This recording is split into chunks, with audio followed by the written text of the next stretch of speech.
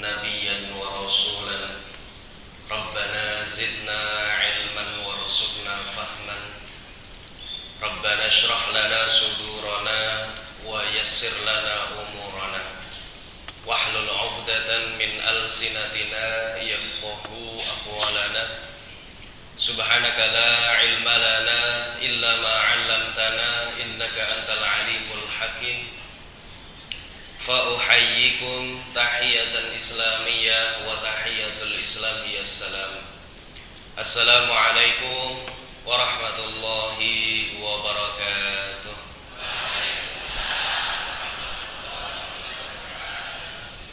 Sehat seluruhnya Bapak Ibu. Sudah lama tidak bersua.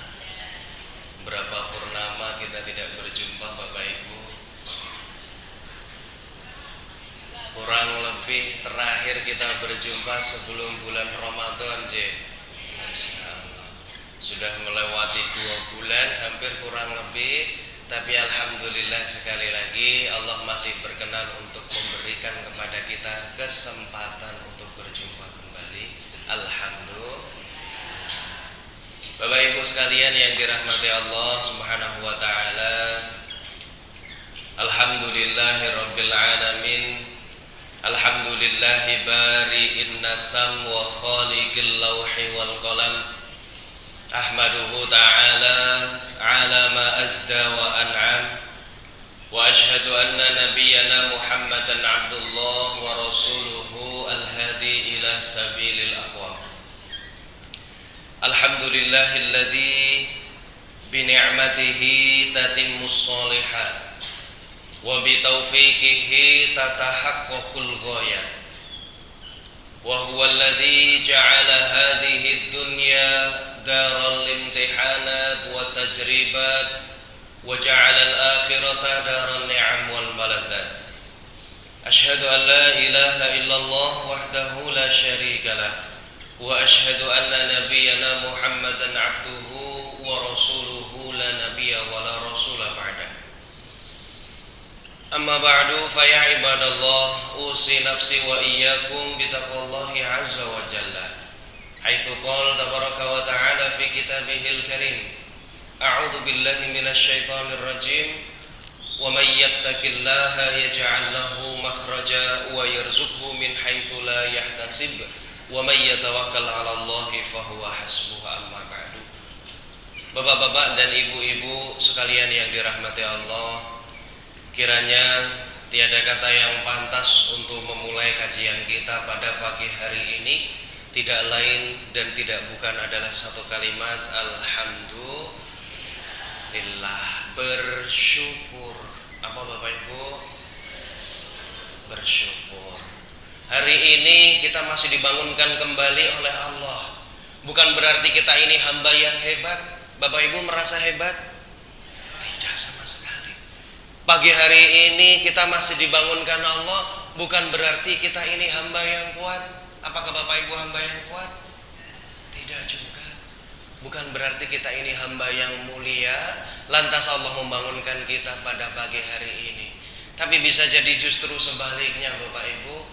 Mungkin karena diri kita ini masih terlampau berlumur dosa, sehingga Allah katakan kepada kita, bangunlah kamu, minta ampun kembali kepada Allah. Carilah lagi sebanyak-banyaknya amal sebelum nanti engkau betul-betul kembali kepada Aku, kata Allah. Maka Bapak Ibu, pertama kali saya ajak Bapak Ibu untuk senantiasa bersyukur kepada Allah. Alhamdulillah. Kalau seandainya mengeluh, itu kira-kira Bapak Ibu ini pantas atau tidak untuk mengeluh Bapak Ibu? Pantes napa mboten nek ajeng sambat kalian Gusti Allah niku pantes napa mboten? Pantes, Bu? Saya tanya Bapak Ibu, Pak, Bu, Bapak Ibu itu nanti malam masih terpikir atau tidak dalam benaknya, saya mau tidur di mana ya? Kepikiran apa buat tentang Riki? Kepikiran? Kepikiran enggak? Saya mau tidur di mana nanti malam ya? Kan tidak kepikiran ya. Rumah sudah ada alhamdulillah, kasur sampun cemepak, bantal guling sampun wonten, nek kademen wonten kemul nggih. Bapak Ibu pernah melihat saudara-saudara kita yang berada di pinggiran jalan, kemudian menarik gerobaknya. Saya baru saja pulang dari Jakarta Bapak Ibu, baru kemarin pagi saya landing karena tadi malam sudah ada jadwal, plus pagi ini ada jadwal. Saya berjalan itu tanpa sebab sebetulnya. Niat saya seperti ini, ya Allah, saya hanya ingin lebih bersyukur kepadamu. Dan betul di pertengahan jalan saya ditampakkan begitu banyak sekali fenomena-fenomena yang membuat saya lebih bersyukur. Kami lihat di sana banyak sekali orang di pinggiran-pinggiran rel kereta api tidur beralaskan kardus, beratapkan langit. Ada yang membawa gerobak, kemudian di dalamnya ada kardus, ternyata di dalamnya ada anak kecil. Dia gotong, dia geret kemanapun itu dia berjalan. Di belakangnya lagi ada istrinya sedang menggendong bayi, kemudian membawa payung. Masya Allah. Bapak Ibu coba perhatikan sekali lagi. Mereka untuk sekedar tidur saja masih harus berpikir, saya nanti malam berhenti di mana ya untuk tidur? Saya nanti malam ngeyop nanti yo, ben anakku ki ora kademen ora kudanan. Sekali lagi saya tanya Bapak Ibu, apakah masih sempat terbersit dalam pikirannya mau tidur di mana? Tidak. Maka kalau ditanya lebih pantas mana Bapak Ibu untuk mengeluh itu Bapak Ibu atau mereka? Mana yang lebih pantas mengeluh, kita atau mereka? Mereka lebih pantas untuk mengeluh di hadapan Allah. Ya Allah, kenapa saya tidak punya rumah seperti yang lainnya? Ya Allah, kenapa saya tidak punya baju seperti yang lainnya? Tapi kita saksikan Bapak Ibu, ternyata di pinggiran jalan tol pun mereka masih sempat untuk menggelar sajadah, memakai mukena, kemudian bermunajat kepada Allah.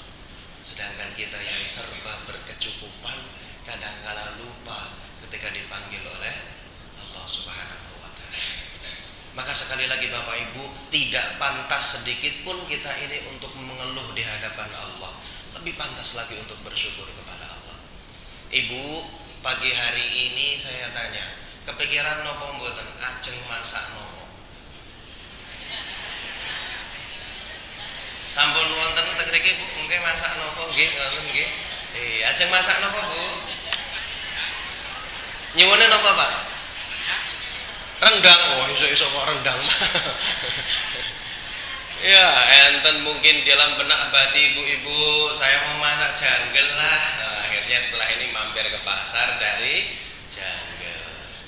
Ada yang mau masak kangkung, ada yang mau masak bayam, ini itu dan lain sebagainya. Yang terbersit di pikiran ibu-ibu itu sebuah pilihan. Mau masak apa? Mereka tidak diberikan pilihan itu Bapak Ibu.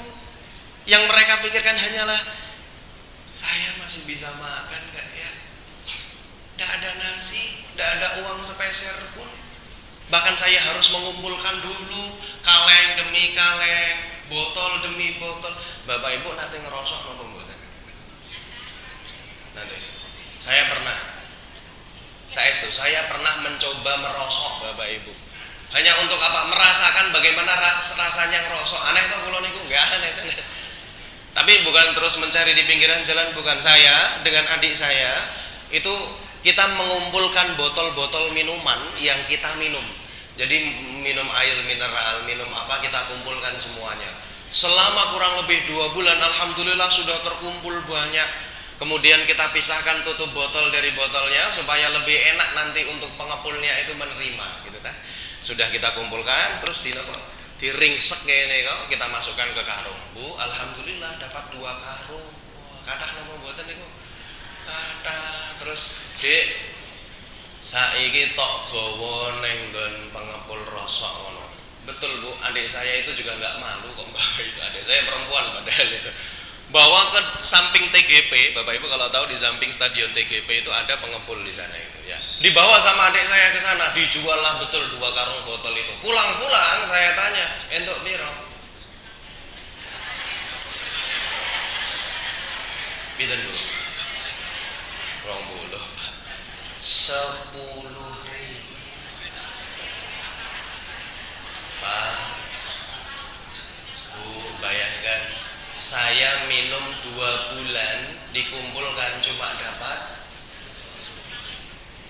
Kita dengan entengnya setiap hari itu membuang uang 10.000, entah untuk jajan apa, entah diberikan kemana, atau hilang pun kita tidak terfikirkan 10.000 itu. Tapi ternyata itu sebuah yang berharga untuk saudara-saudara kita. Maka saya melakukan itu hanya untuk menambah rasa syukur saya sebetulnya. Masya Allah, ternyata uang 10.000 itu sangat amat berharga ya. Seperti itu Bapak Ibu. Maka sekali lagi Bapak Ibu, kembali lagi kita tambah rasa syukur kita kepada Allah. Alhamdulillahirabbil alamin. Shalawat dan salam semoga senantiasa tercurah kepada junjungan kita, Nabi besar kita, Nabi Agung Muhammad sallallahu alaihi wasallam, dan semoga kita senantiasa termasuk ke dalam golongan umat beliau yang nanti mendapatkan syafaat fi yaumil akhir. Amin. Amin. Sudah lama kita tidak bersolawat bersama-sama kita. Ya, kita bersolawat dulu ya. Alhamdulillah. Saya kangen dengar suara Bapak Ibu solawatan. Rasanya itu tenang kalau dengar itu. Oke, kita solawatan dulu bersama-sama. Sallallahu ala Muhammad. Sallallahu alaihi wasallam.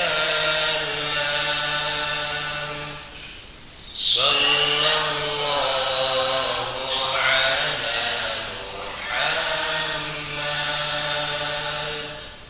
Sallallahu alaihi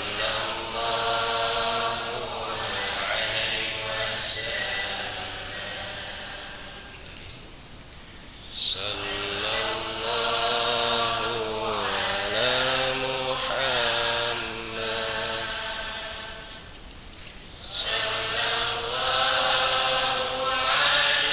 Sallallahu alaihi wasallam. Bismillahirrahmanirrahim. Sallallahu ala Muhammad. Sallallahu alaihi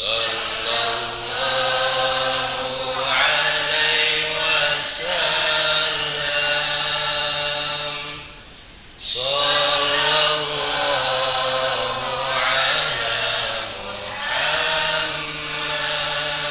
Muhammad. Sallallahu alaihi wasallam. Allahumma shalli ala Muhammad. Semoga nanti kita semua bisa berjumpa dengan baginda Nabi Muhammad sallallahu alaihi wasallam. Amin. Suatu hari pernah Nabi Muhammad itu duduk. Beliau duduk dalam keadaan yang sangat tenang sekali. Kemudian datang kepada beliau istri beliau Aisyah. Ketika itu Aisyah melihat diri Nabi Muhammad sedang tenang. Kemudian Aisyah meminta sesuatu kepada Nabi Muhammad. Ya Nabi, wahai suamiku, saya minta doakan saya sesuatu. Kemudian Nabi Muhammad berdoa untuk Aisyah. Allahumma ighfir li Aisyah ma qaddamat wa ma akharat wa ma asarrat wa ma a'lanat, kata Nabi. Ya Allah, ampunilah dosa-dosa Aisyah, ma qaddamat wa ma akharat, yang sudah berlalu maupun yang akan datang, ma asarrat wa ma a'lanat, baik yang disembunyikan maupun yang terang-terangan, ampunilah dosa-dosanya ya Allah. Mendengar itu, kemudian Aisyah luar biasa senang sekali Bapak Ibu. Bahkan sumringah, saking senangnya Aisyah itu, kalau dia senyum kemudian pipinya itu kemerah-merah. Karena malu, Aisyah kemudian menundukkan kepala beliau ke pangkuan Nabi. Jadi saking sayangnya Aisyah kepada Nabi karena didoakan Allahumma ighfir li Aisyah. Kemudian Nabi bertanya kepada Aisyah, Aisyah, senangkah kamu mendengar hal itu? Kata Aisyah, siapa yang tidak senang didoakan oleh Nabi? Siapa yang tidak senang didoakan bahwasannya dosa-dosanya akan diampuni oleh Nabi Muhammad sallallahu alaihi wasallam, diampuni oleh Allah, didoakan oleh Nabi Muhammad seperti itu. Kemudian Nabi Muhammad berkata, "Ya Aisyah, wa innaha la da'wati li ummati fi kulli shalah." Aisyah, ketahuilah bahwasannya itu adalah doaku untuk umatku setiap kali aku sholat. Nabi Muhammad itu senantiasa mendoakan kita Bapak Ibu, umat-umatnya, agar diampuni dosa-dosanya. Aisyah saja yang mendengar ketika itu luar biasa sumringah dan senang, apalagi kita saat ini. Maka selalu didoakan oleh Nabi, semoga umat-umatku diampuni dosa-dosanya. Nabi itu tidak pernah sedikit pun melupakan kita Bapak Ibu. Maka senantiasa kita Bapak Ibu jangan lupa untuk menjalankan sunnah-sunnah Nabi Muhammad sallallahu alaihi wasallam dan senantiasa bersolawat ke atas beliau. Allahumma sholli ala Muhammad. Bapak Ibu sekalian yang dirahmati Allah Subhanahu wa taala, sedikit saja yang ingin kami bahas pada kesempatan pagi hari ini Bapak Ibu. Allah Subhanahu wa taala pernah berfirman dalam Al-Qur'an, qala Allah taala fi kitabihil karim, a'udzu billahi minasyaitonir rajim. Wa laqad dhara'na li jahannama katsiran minal jinni wal ins lahum qulubun la yafqahuna biha wa lahum a'yunun la yubsiruna biha wa lahum adhanun la yasma'una biha ulaika kal an'ami bal hum adall ulaika humul ghafirun. Surat Al-Ahqaf ayat 59. Kata Allah, dan sesungguhnya kami jadikan untuk isi neraka jahanam itu kebanyakan dari kalangan jin dan manusia. Kata Allah, walaqad dzara'na li jahannama katsiran minal jinni wal ins. Ternyata sebagian besar penduduk neraka nanti adalah dari kalangan jin dan manusia. Bapak Ibu termasuk yang mana? Manusia. Adakah jin di sini? Allahu a'lam bis. Jin itu ada yang soleh atau tidak Bapak Ibu? Ada yang gemar untuk beribadah kan? Wa ma khalaqtul jinna wal insa illa liya'budun. Dan tidak kami ciptakan jin dan manusia kecuali hanya untuk beribadah. Pun jin itu juga beribadah. Bisa jadi ada seseorang atau apa kalau jinnya? Ada jin yang masuk di antara kita kemudian ikut ngaji, wallahu a'lam bis-bissawab. Nanti sebagian besar penduduk neraka jahanam itu adalah dari kalangan jin dan manusia. Ternyata ada sebabnya Bapak Ibu. Ya Allah, lahum qulubun la yafqahuna biha walahum a'yunun la yubsiruna biha walahum adhanun la yasma'una biha. Ada tiga sebab ternyata. Pertama, mereka itu punya hati tapi tidak digunakan untuk, nanti kita akan bahas, berpikir. Aneh. Walahum a'yunun la yubsiruna biha, dan mereka punya mata tapi tidak digunakan untuk melihat. Walahum adhanun la yasma'una biha, mereka punya telinga tapi tidak digunakan untuk mendengar. Ulaika kal an'ami bal hum adall, maka yang seperti itu diperumpamakan seperti halnya binatang ternak, balhum adol, bahkan bisa jadi lebih buruk daripada itu. Ulaika humul ghafilun, mereka itu orang-orang yang lalai. Saya tanya tadi Bapak Ibu, dalam ayat ini berarti Allah Subhanahu wa taala mengindikasikan fungsi panca indera kita. Dari belakang kita bahas, ada telinga, apa gunanya? Mendengar. Ada mata, apa gunanya? Ada hati, gunanya untuk. Nah, ini saya tanya Bapak Ibu, selama ini Bapak Ibu berpikir dengan apa? Niki nggih? Iya. Tetapi di dalam Islam Bapak Ibu, kita ini tidak cukup hanya dengan menggunakan akal, karena banyak sekali di dalam agama kita ini hal-hal yang tidak masuk akal. Kalau hanya dipikir dengan akal saja, Bapak Ibu tidak akan sampai dan pasti tidak akan percaya. Maka Allah Subhanahu wa taala dalam ayat ini meminta kepada kita untuk kita berpikir dengan hati. Wah, banyak Bapak Ibu di dalam agama ini hal-hal yang tidak masuk akal. Contohnya saja, dulu ada pernah seorang manusia yang dikejar oleh jutaan orang, kemudian dihimpitkan dengan lautan. Qadarullah wa ma syaa fa'ala, dengan izin Allah kemudian lautan itu dapat terbelah. Siapa itu? Betul, Nabi Musa alaihis salam. Kira-kira masuk akal atau tidak Bapak Ibu? Ada orang bisa belah laut, masuk akal tidak? Tidak, sedikit pun masuk akal.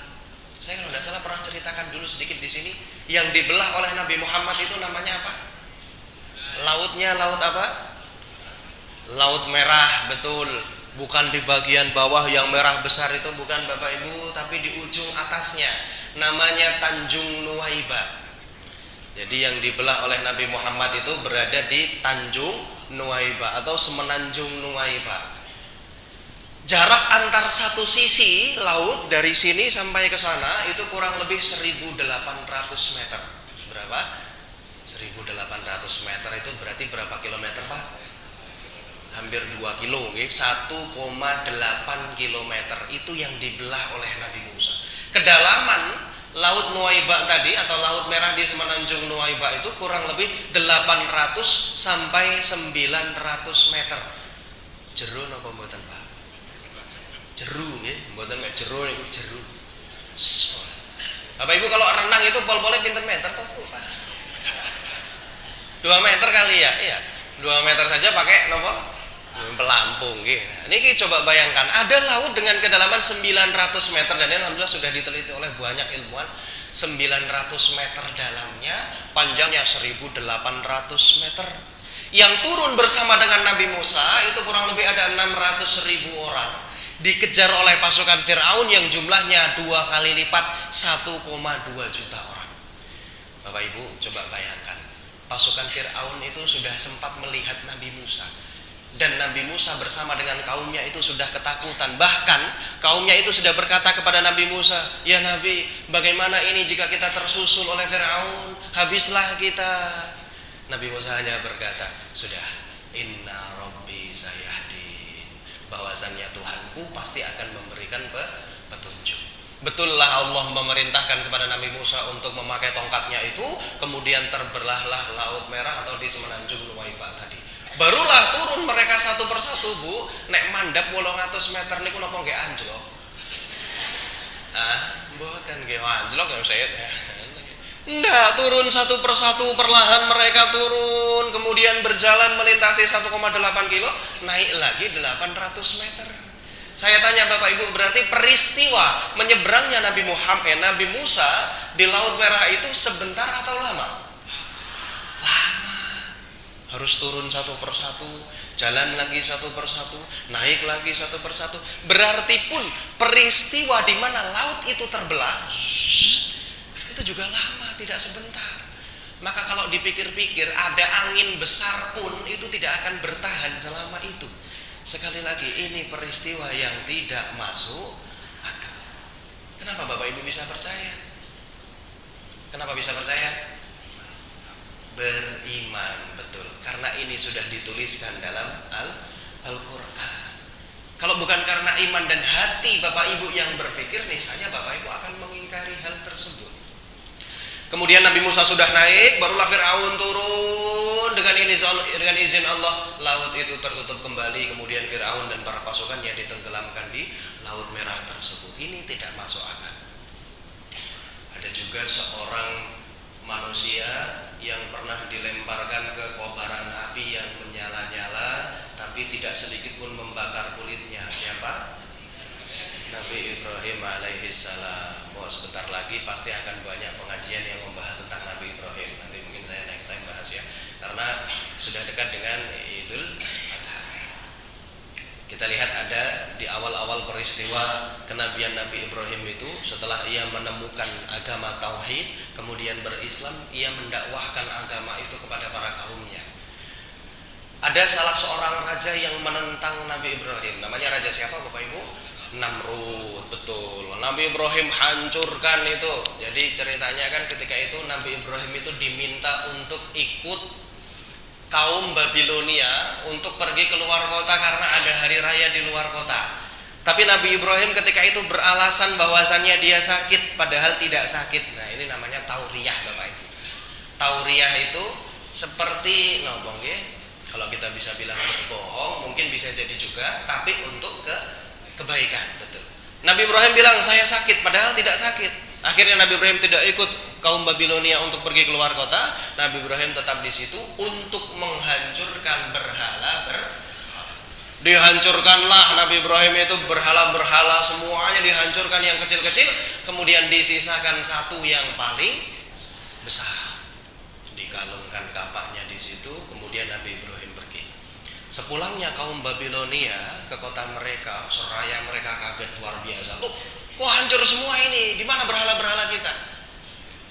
Dan mereka sudah menuduh satu orang yang melakukan itu, ini pasti ulahnya Ibrahim. Betul didatangkan Ibrahim karena cerdik. Siapa yang menghancurkan ini? Kata Ibrahim, saya tidak tahu. Coba tanyakan kepada. Nah, itu yang paling besar itu kan di situ dari tadi kan di sini ya kan? Iya. Itu ada kapak di situ, coba tanyakan kepada dia kira-kira bisa menjawab atau tidak. Ini tauriyah kedua yang dilakukan Nabi Ibrahim. Bohong kedua tapi untuk kebaikan. Ketiga ada nanti bersama dengan Siti Sarah tauriyahnya itu. Itu Nabi Ibrahim seperti itu karena luar biasa marahnya Raja Namrud, akhirnya menyiapkan api yang berkobar luar biasa besar, kemudian Nabi Ibrahim dilemparkan ke situ. Nabi Ibrahim itu Bapak Ibu tidak sedikit pun berpikir bahwasannya api yang ada di depannya itu akan menjadi dingin. Namanya api pasti panas. Hanya satu kata yang disampaikan oleh Nabi Ibrahim, hasbunallah wa ni'mal wakil. Masya Allah, itu wujud tawakal yang luar biasa. Bapak Ibu, kalau sedang terhimpit masalah yang luar biasa besar, nabi-nabi kita itu masalahnya lebih besar, Bu. Nabi Musa sudah kepentok laut, Nabi Ibrahim sudah melihat api yang berkobar-kobar, Nabi Nuh itu diminta bikin kapal di atas gunung, Nabi Nuh itu ditinggalkan istri sama anaknya, Nabi Yakub itu sakit kulit yang luar biasa. Hanya satu modal mereka itu, hasbunallah, cukup Allah bagiku penolong. Sudah cukup Allah, cukup Allah.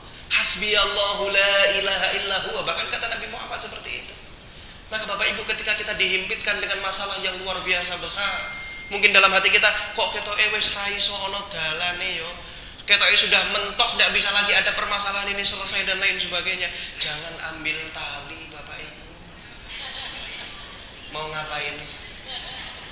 Siapa bilang bunuh diri? Wah, jangan nali mendo kok Pak nggih. Jangan ambil tali, jangan ambil baygon, jangan cari tower, jangan cari gunung, jangan cari stop kontak sengatan listrik, jangan. Bapak Ibu jangan pernah terbersit dalam hati Bapak Ibu sedikit pun untuk mengakhiri hidup dengan cara yang seperti itu. Nabi-nabi terdahulu lebih pantas kalau boleh dibilang, tapi bekalnya satu, hasbunallah kata mereka. Cukup bagiku Allah, cukup bagiku Allah, tiada lain selain Allah, itu saja. Saya ini sedang hancur Bapak Ibu hari ini, kalau boleh dibilang saya ini sedang hancur. Saya tidak cerita kenapa saya hancur, tapi saya berusaha untuk tetap tegar. Saya hanya seperti ini Bapak Ibu. Masih banyak yang bisa disyukuri ketimbang yang dikeluhkan. Masih banyak Allah berikan nikmat kepada saya daripada hanya sekedar saya mengeluh dengan segala masalah yang ada. Wah, panjang lah Bu ceritanya kalau saya hancur kenapa Pak, saya yakin Bapak Ibu tidak mau mendengar juga pasti. Sedikit saja ya, saya pokoknya saya sedang jatuh sejatuh-jatuhnya saat ini. Dalam segala urusan saya sedang jatuh mungkin. Kira kok uripe kok penak-penak wae Thomas. Oh, saya ditelok wae penak. Nah, iya di belakang ini kita tidak tahu. Pun saya yakin Bapak Ibu pernah pasti juga menjumpai masalah-masalah yang sama dengan ini. Pasti saya yakin pernah juga. Kata Nabi-Nabi dulu terdahulu, hasbunallah, hasbiyallahu la ilaha illa huwa alaihi tawakkal. Maka kita kembali lagi ke cerita tadi, di mana ada seorang nabi yang kemudian dilemparkan ke dalam api. Dia berkata, hasbunallah wa ni'mal wakil. Qadarallah, Allah berkata kepada api itu, ya naru kuni bardaw wa salaman ala Ibrahim. Wahai api, jadilah kamu dingin dan keselamatan untuk Ibrahim. Betul. Jadi berbekal hasbunallah itu pasti Allah akan menolong. Dua ayat yang selalu saya sampaikan dimanapun saya mengisi kajian, Bu, di surat At-Tolak ayat 2 dan 3. Ini pegangan saya. Boleh kalau Bapak Ibu juga menjadikan pegangan At-Tolak ayat 2 dan 3 ya. Wa may yattaqillaha yaj'al lahu makhraja wa yarzuqhu min haitsu la yahtasib wa may yatawakkal 'alallahi fahuwa hasbuhu. Dan barang siapa yang kedua tadi bertawakal kepada Allah, serah pasrah tunduk patuh, maka fahuwa hasbu, segala keinginannya pasti akan dicukupkan oleh Allah. Meskipun kita ini seringkali terbentur oleh keadaan, nggih napa mboten? Kok keinginan kita tidak sesuai dengan apa yang diberikan Allah, nggih napa mboten? Sekali lagi, hasbunallah wa ni'mal. Peristiwa kedua tadi Bapak Ibu juga tidak masuk akal. Tapi kenapa Bapak Ibu bisa percaya, kita bisa percaya? Sekali lagi, karena kita diminta berpikir oleh Allah dengan hati, bukan hanya dengan akal saja. Maka kita sebagai umat muslim harus berpikir dengan hati kita. Dan masih banyak lagi cerita-cerita di dalam Islam ini yang kiranya tidak masuk akal. Turunnya Al-Quran itu masuk akal? Nggak masuk akal. Nabi Muhammad bolak-balik setiap hari ke Gua Hiro. Tahu Gua Hiro nggih? Iya, tempat pertama kali di mana Nabi Muhammad itu mendapatkan wahyu, namanya Gua Hiro. Terletak di sebuah gunung namanya Jabal Nur. Nah, Jabal Nur. Coba Bapak Ibu bayangkan. Ini kalau Bapak Ibu tahu itu mungkin Nabi Muhammad iya di Gua Hiro, iya di Jabal Nur. Tahu enggak jaraknya itu dari rumah Nabi Muhammad berapa kilometer? 5 sampai 6 kilometer. Jarak rumah Nabi Muhammad sampai Jabal Nur itu kurang lebih 5 sampai 6 kilometer. Jauh atau tidak Bapak Ibu? Enten gojek napa mboten?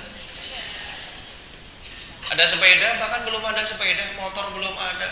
Jalan kaki. Bayangkan Nabi Muhammad dari rumahnya berjalan menuju Jabal Nur, naik ke atas gunung Jabal Nur itu, dan kita bayangkan sekali lagi, gunung di Arab itu tidak seperti Gunung Berjo. Nek Gunung Berjo niku napa? Ijo-ijo lemah nggih, siti sedaya ngoten niku nggih. Kalau gunung di Arab tidak, bentuknya apa? Bebatuan yang tajam-tajam. Bapak Ibu alhamdulillah yang sudah berangkat umroh atau yang sudah berhaji itu pasti pernah melihat bagaimana bentuk gunung-gunung di Arab nggih, bentuknya bebatuan bertumpuk-tumpuk besar ya. Itulah Nabi Muhammad naik ke atas itu, kemudian agak menjorong sedikit di balik Jabal Nur itu terletak suatu gua, tidak terlalu besar, tidak terlalu kecil, namanya Gua Hira. Barulah Nabi Muhammad uzlah di situ. Uzlah itu menyendiri, memisahkan dirinya dari dunia, Bapak Ibu, menyendiri. Datanglah sesosok berambut panjang, berbaju putih, kemudian menodongkan kepada Nabi sesuatu. Iqra. Nabi kira-kira takut atau sedih? Takut atau senang? Takut luar biasa. Belum pernah Nabi Muhammad itu diperlihatkan wujud Jibril sebelumnya. Ini Jibril masih menyamar. Nanti di peristiwa Fatrah yang kedua, Jibril itu tidak menyamar. Di Fatrah yang pertama ini, Jibril menyamar sebagai seorang manusia, kemudian menyodorkan kepada Nabi Muhammad, Iqra, bacalah, Iqra, bacalah. Bisa enggak Nabi Muhammad baca? Ma'ana biqari, katanya, saya enggak bisa baca. Lagi Iqra, ma'ana biqari, Iqra, ma'ana biqari. Baru yang ketiga kalinya, Iqra bismi rabbikal ladzi khalaq. Sampai 5 ayat. Nabi Muhammad ketakutan luar biasa, turun dari Jabal Nur, kemudian berlari menuju rumahnya. Jauh Bu, 5 km jalan itu. Sampai di depan pintu dibukakan oleh istri tercinta beliau. Siapa istri tercinta Nabi Muhammad? Siti Khadijah. Kenapa boleh dibilang Siti Khadijah itu istri tercinta? Kenapa? Kenapa ya? Karena Nabi Muhammad tidak menikah dengan wanita lain Bahkan ketika zamannya Aisyah, Nabi Muhammad itu masih sering menyebutkan kata Khadijah. Khadijah itu seperti ini, Khadijah seperti itu. Aisyah cemburu. Jadi bu kalau cemburu tidak apa-apa. Istri Nabi juga pernah cemburu. Kenapa Khadijah terus yang disebutkan? Kenapa Khadijah lagi seperti itu? Kata Nabi Muhammad, jangan pernah engkau berkata seperti itu Aisyah. Khadijah itu orang yang pertama kali beriman kepadaku ketika tidak ada satupun orang yang percaya kepadaku. Jadi tidak ada orang satupun yang percaya sama Nabi Muhammad. Khadijah satu itu saja yang percaya kepada Nabi Muhammad. Cintanya beliau kepada Khadijah. Khadijah membukakan pintu Nabi Muhammad, luar biasa takut, luar biasa.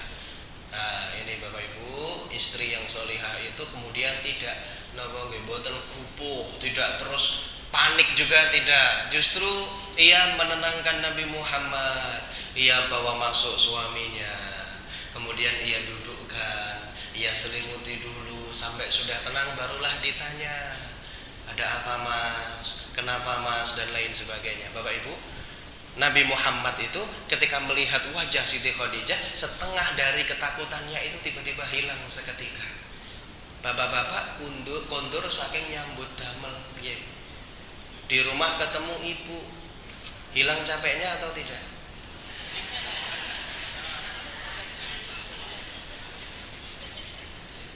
Bu.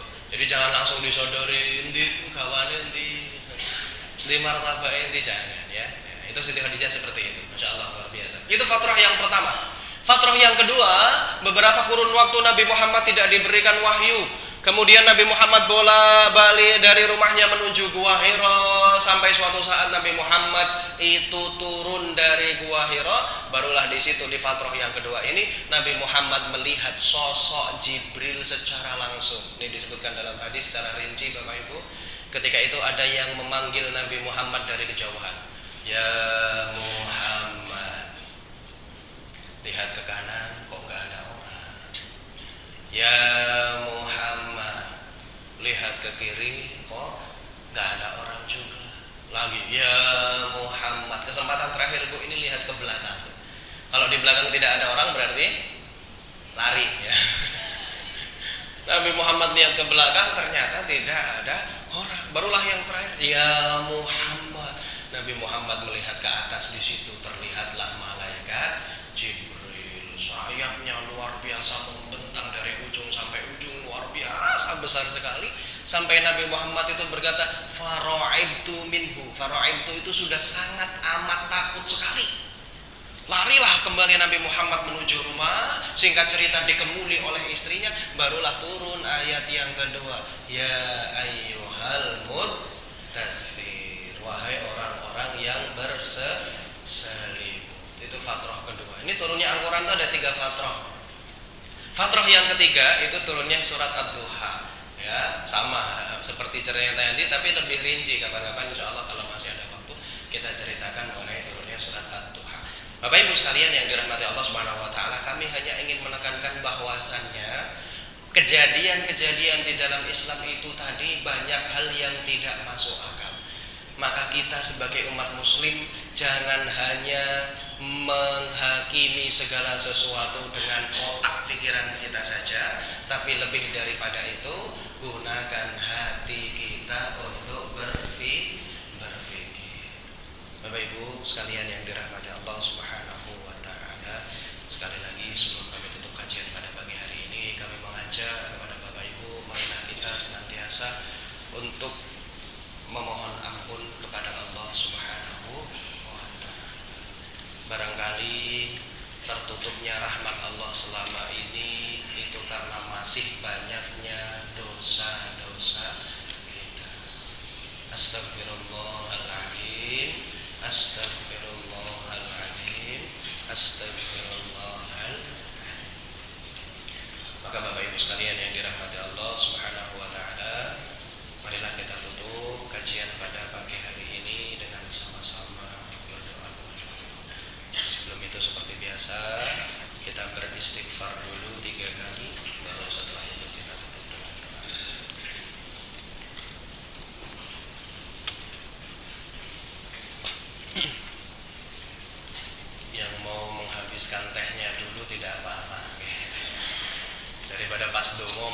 ngilik-ngilik teh nggih. Monggo nggih. Silakan diunjuk rumiyin mboten napa-napa. Ayat 59. Dicek ya. Nanti saya ulangi lagi nanti. Nanti saya pastikan lagi. Saya pastikan lagi nanti ke Ibu. Sudah Bapak Ibu? Sampun telas.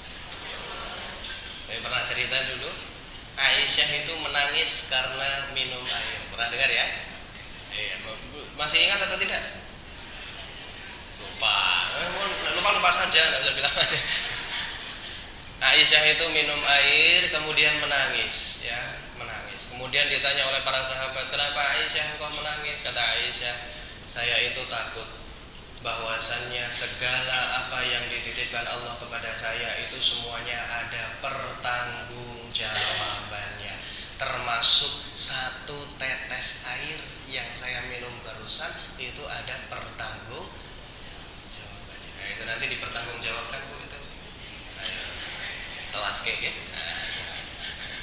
Iya lagi, ditelas betul Pak, sampai tidak bersisa, alhamdulillah. Nah, itu tuh ibarat Bapak Ibu, satu tetes air saja dipertanggungjawabkan, apalagi satu jengkal tanah Bapak Ibu, apalagi kendaraan Bapak Ibu, apalagi pakaian Bapak Ibu, apalagi harta yang melimpah, apalagi keluarga Bapak Ibu, semuanya dipertanggungjawabkan. Air saja seperti itu, apalagi apa yang kita miliki. Maka jangan sampai Bapak Ibu nanti kalau kita ditanya, dulu hartamu buat apa? Sudah ada yang diinfakkan belum? Kamu punya banyak tanah di mana-mana, sudah ada yang diwakafkan untuk kebaikan atau belum? Kamu setiap tahun bisa untuk membeli ini itu, tapi untuk beli domba, beli sapi ketika Idul Adha tidak bisa. Itu jangan sampai nanti kita dipertanggungjawabkan sedemikian rupa. Begitu nggih Bapak Ibu? Nah, marilah kita tutup bersama dengan beristighfar. Kemudian bersama berdoa kepada Allah. Astaghfirullah Rabbal baraya, astaghfirullah minal khataya, astaghfirullah Rabbal baraya, astaghfirullah minal khataya. Sekali lagi,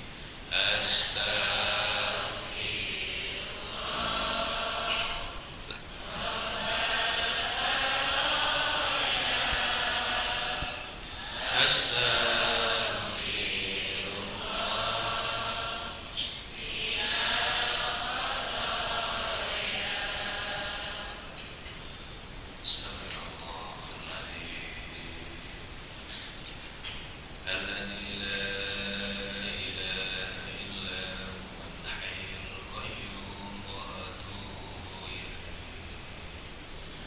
اللهم صل على محمد وعلى آل محمد. أعوذ بالله من الشيطان الرجيم. بسم الله الرحمن الرحيم.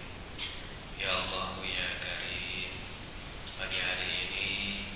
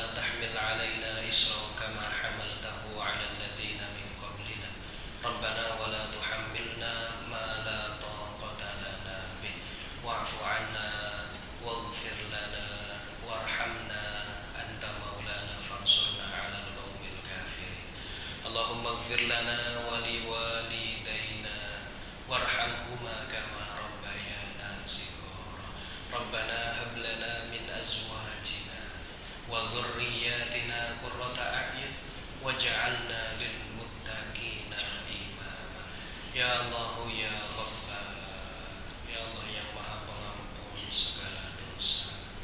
Ampunilah dosa-dosa kami ya Allah. Ampunilah dosa kedua orang tua kami ya Allah. Ampunilah dosa keluarga kami ya Allah. Ampunilah dosa pasangan-pasangan kami. Ampunilah dosa anak-anak dan cucu-cucu kami ya Allah. Ampunilah dosa keluarga besar kami, baik yang masih ada maupun yang sudah tiada. Ampunilah dosa-dosanya. Jauhkanlah kami dari siksa dunia, jauhkanlah kami dari siksa kubur, jauhkanlah kami dari siksa api neraka ya. Dekatkanlah kami selalu dengan nikmat-nikmat-Mu. Dekatkanlah kami selalu dengan orang-orang baik. Dekatkanlah kami selalu dengan hal-hal baik. Jadikanlah kami hamba calon penghuni surga-Mu ya. Kami tahu ya Allah, suatu saat nanti pasti kami akan kembali kepada-Mu ya Allah. Maka ambillah kami dalam kondisi yang terbaik.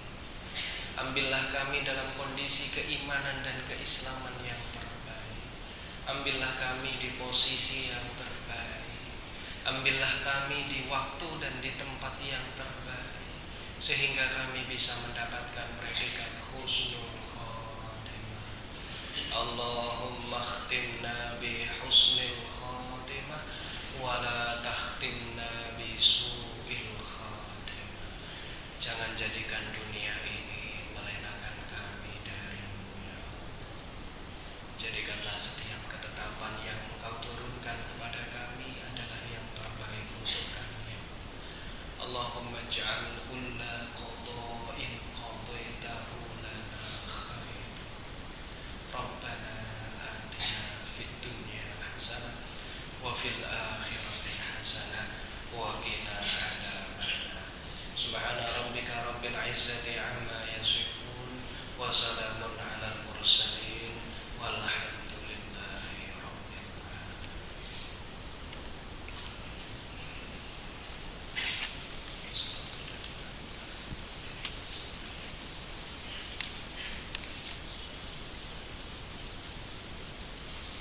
Terima kasih Bapak Ibu atas waktu yang diberikan. Kalau ada salahnya semata datangnya dari saya pribadi, kalau ada lebihnya seluruhnya dari Allah Subhanahu wa taala. Syukran ala